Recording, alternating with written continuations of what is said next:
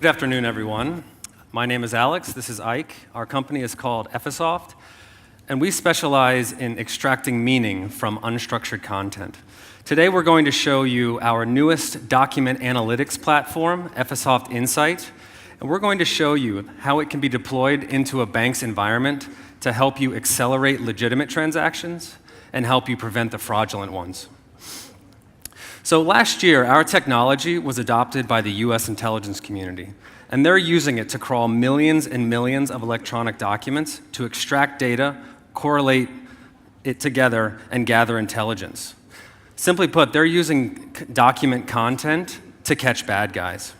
This used to be a manual process for them, and now it's fully automated using our machine learning technology at a big data scale. Ike is showing you here how quickly the agencies were able to categorize document content using our supervised machine learning UI. So with the intelligence community using our software to catch bad guys, it became apparent that perhaps financial services organizations could benefit from this technology as well.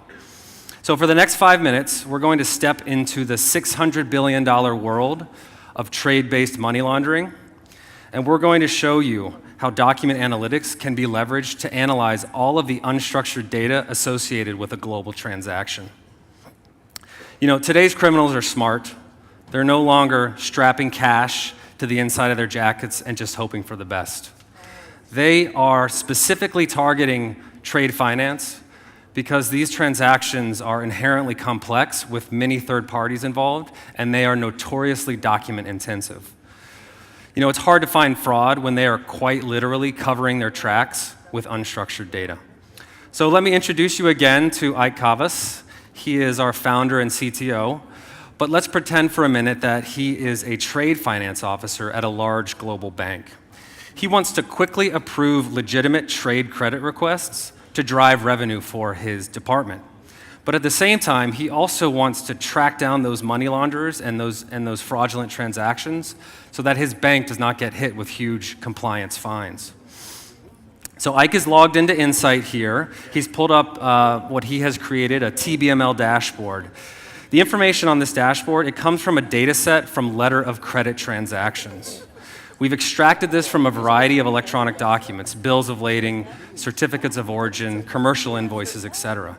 We've stripped the content off the page, we've correlated it, and now Ike can make some decisions with it from within the dashboard. So for example, the pie chart here on the top left, simple breakdown of transactions grouped by risk level.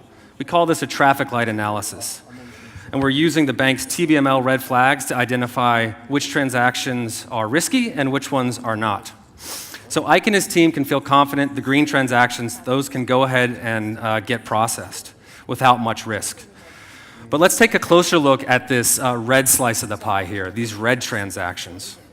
So turn your attention to the bottom right here, this line chart. This is perhaps most prevalent in today's money laundering world. Launderers are transferring value, not cash, but value these days. And the way that they do that is through under and over invoicing.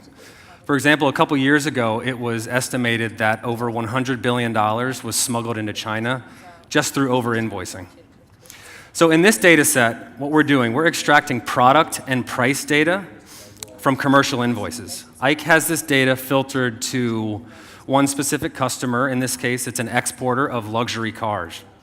You can see the transactions plotted here with a trend line. Nothing out of the ordinary, right? But when you overlay a pricing benchmark of these products, you quickly can identify a couple outliers. This is where we're using our platform to compare unstructured data from documents against a structured data set. Some variance certainly expected, but at these 2 points here at the end of this chart, the first one you can see it's under-invoiced by almost 50%, and the second one has a deviation of over 60%. Now again, let's show you where this is coming from. It's coming from a line item that we have extracted from a commercial invoice. So our machine learning grabs all of the values of interest from these types of documents and displays it in a structured format in these dashboards and reports.